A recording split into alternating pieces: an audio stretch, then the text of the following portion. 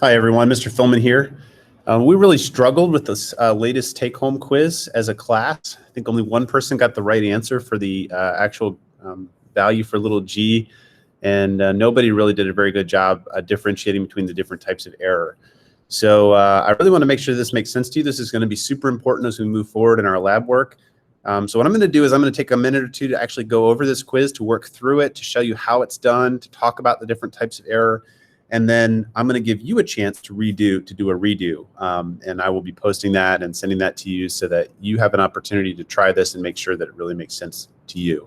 And then I'll replace the poor grade you got with this one with whatever you get on the redo. So hopefully this is helpful and I think a good learning opportunity, because this is something obviously that needed a little more teaching and I maybe moved through it a little too quickly.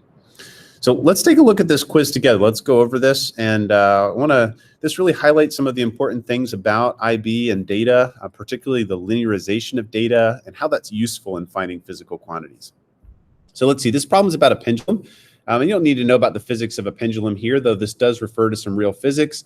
A pendulum is just a mass on a string that swings back and forth. And the amount of time it takes to swing back and forth is called the period, and it's designated by big T. So a student has taken some different lengths of pendulums, so short pendulums and long pendulums, and swung them back and forth and timed them and collected some time and length data. And there's a theoretical relationship between time and length with this constant 2 pi, a square root, and we got this value of little g. And so the whole purpose of this quiz is to figure out what little g is from the data. So the way the student is finding this, they need to make a graph. And this is, if they just plotted T and L, the two things that they measured, the time and the length, they're going to get a square root graph. But they've linearized, and that's a big thing with IB, is we want to linearize our data so that we can use the slope or the gradient to find our unknown quantities. So I know this graphic isn't amazing because this is really hard to read what's on the axes, but it does tell me that it's a graph of T squared, the period squared, versus the length. And really all that you need to know from this graph is these three different gradients. It's really hard. Everything's kind of blurred together here on the graph, but the numbers are all that matters. So let's think about what that means. We've got a graph of T squared on the y-axis and L. Why aren't we just graphing T and L? Well, again, that would create a square root relationship. So what happens in this equation if I square it? If I square both sides of this equation, then I get T squared equals, I got to square the right side as well. So the 2 pi is going to become a 4 pi squared. And my square root is going to disappear. So it's going to be 4 pi squared L over G. Okay. So now I have an equation. I've got T squared on the left side and L over G on the right side. Well, look at what happens. Let me just write this one more way. Let's write this, simplify this a little bit. T squared, I've got 4 pi squared over G times L. It's the same thing, right? I can write it like this. And what's really cool about this is now this tells me why it is the student is graphing T squared versus L. Because if you make T squared be your Y variable, and you make L be your X variable, and that means whatever this thing is, this constant, this 4 pi squared over G, is going to be the slope, or it's going to be the gradient of my graph. I have the equation of a line. So in order to solve this problem, in order to figure out what little g is, which is what we're asked to do, I just need to use the gradient, the slope of the line, and set it equal to the constant 4 pi squared over g, and find what little g is. Okay. So how do I do that? I've got three gradients here. I've got kind of a smallest, a middle, and a biggest value. So that's because of error bars. They're hard to see on this graph, but because these lines could be, slightly different, there's a little bit of fuzziness to them. I've got kind of a maximum, a minimum, and an in-between gradient. Well, the one that I want is the in-between one, and then I've got a minimum and a maximum one that they could be between. So I'm going to start with that in-between one, and I'm going to use that gradient to figure out the answer to this problem, what little g is. So the gradient has a value 0.0409, and that's going to be equal to 4 pi squared over little g. So I just do the algebra. I solve for little g using this equation. And when I solve for little g, I got to be careful about my units too. The gradient is going to have units of rise over run, or seconds squared per centimeter. So we got seconds squared per centimeter, the units for my gradient. And little g is going to, I don't know, I find little g is going to have units that are the inverse of this because my gradient is the inverse. One's in the numerator, the other's in the denominator. So anyway, when I find little g, if I use my calculator, it's just going to end up being 4 pi squared divided by this number. I multiply both sides by little g and solve for it.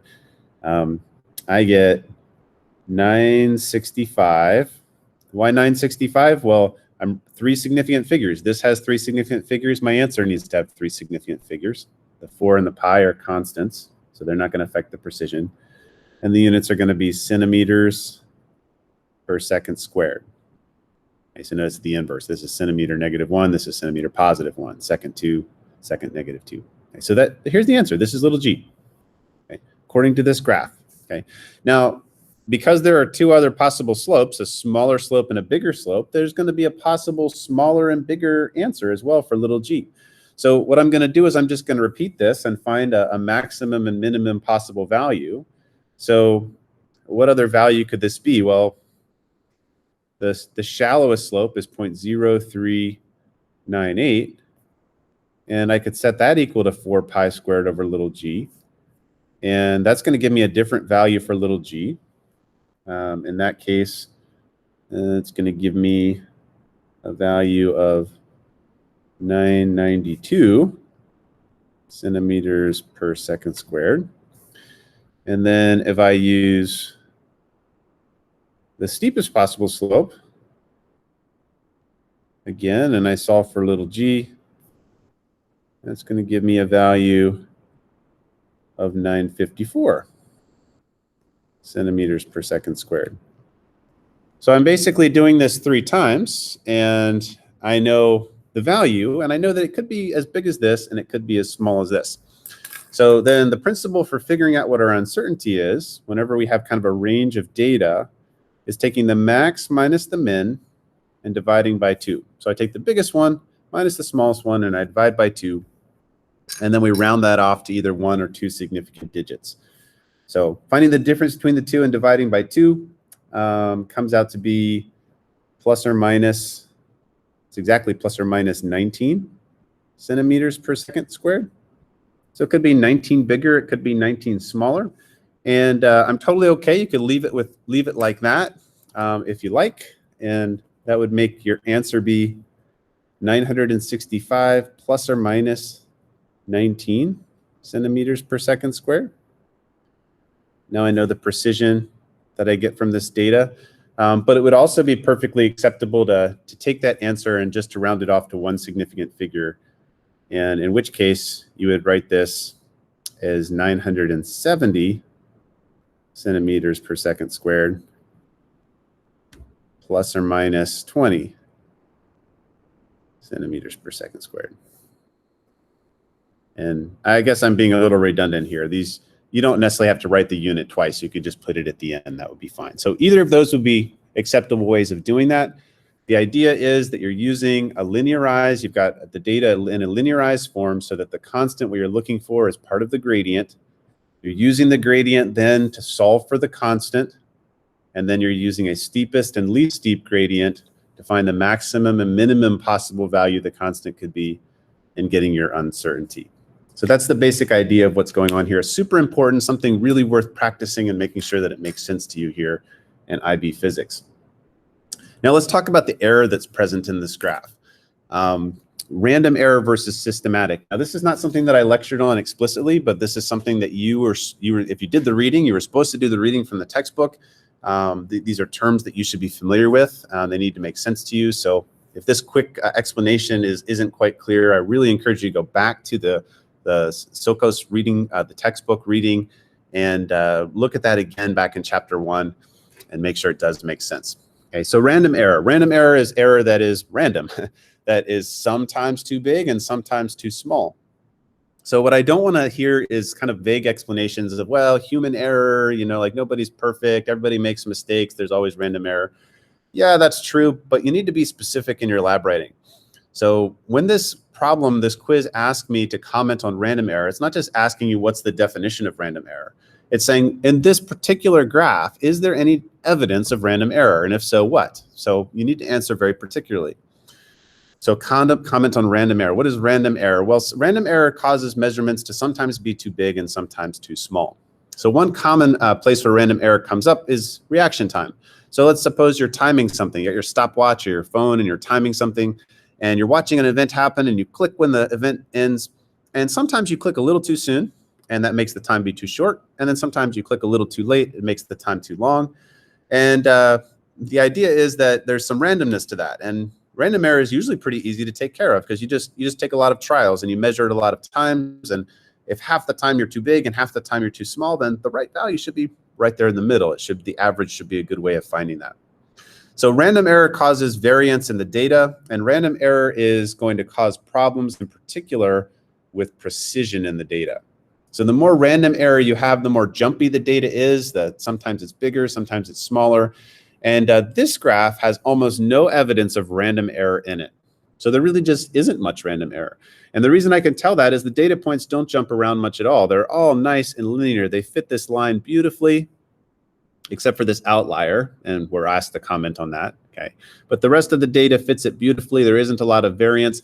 If instead I saw data points that look something like this, where they were kind of still a line, a best fit line, but the data it didn't really hit any of the data points, then I'm thinking there's some randomness there, that some of the points were a little too big, some a little too small. And another place where that random error is going to show up is when you get big error bars. So if we had bigger error bars like this, you could see, well, it's still, my best fit line still hits all the error bars, but there's not very much precision here. There's a lot of jumpiness to the data. Okay. In other words, these best fit lines would be pretty different from each other if there was a lot of random error present. Systematic error, on the other hand, is going to cause problems with accuracy. Accuracy is a measure of how correct or true an answer is. So, even if I had jumpy random data, I could still get the right value for little g if I just took a lot of data points and fit them with my nice line. Okay. I might get a big plus or minus to it if I had these big error bars. It's the random error is going to cause this uncertainty to grow, but it's not going to change the actual answer. Accuracy is a problem with the actual answer being either too big or too small. So we're systematically or consistently measuring things larger than we should, or consistently measuring things smaller than we should. So let's think about that. In the case of the data, if all of my data points, use a different color here, were measured a little bit too small, then that means that all these points that form this nice line would all be down here, okay? And I'd have something like this, where I'd still have this beautiful linear relationship that's very precise with hardly any random error, but everything would be smaller than it's supposed to be. Okay. Or if I overmeasured, made everything a little bit too long, then they would all be up here and it would all be bigger than it's supposed to be. And how could such a measurement be made? Well, think about this particular experiment. You're timing a pendulum, and let's say you're just a really slow clicker. Like, I don't know, you didn't get a good night's sleep, and so you're just kind of watching this pendulum. Pendulums make you sleepy, right? You're watching the thing swing back and forth, and you click it, and you just happen to click late every time. If you click late every time, that's going to make all of your times be longer than they should be, and it's going to skew all the data up like this. Okay. Now, we don't know whether our person got enough sleep or not in making this particular graph. So the clue we're going to look for figuring out whether there's systematic error is we're going to be looking here at the intercept. Because you see how these have different intercepts. This one would have a positive intercept. This one would have a negative. What should the intercept be? What should the period, the time be, if the pendulum had a length of 0? Well, we notice that the shorter the pendulum becomes, the less time it takes to swing back and forth. And so in theory, a pendulum that has no length at all should take no time to swing back and forth at all. It can't swing. It's just always at the bottom. It's always at the same place. So the intercept really should be 0 for all of these lines. And because there might be some randomness to the data, we might see some variance there, but kind of the middle of my best fit line should be right here at 0, and they're not. There's a slight skewing. They're all this slight positive value. So that suggests that my times are all a little bit long. And so I have a little long. And if my times are all a little long, that doesn't affect the slope. but it does suggest some systematic error here in my measurement. Okay. The final piece asks about the outlier. I've drawn a ton on this paper right now at this point, but here's the outlier right here. All the other points fit the line nicely. The outlier, not so much so.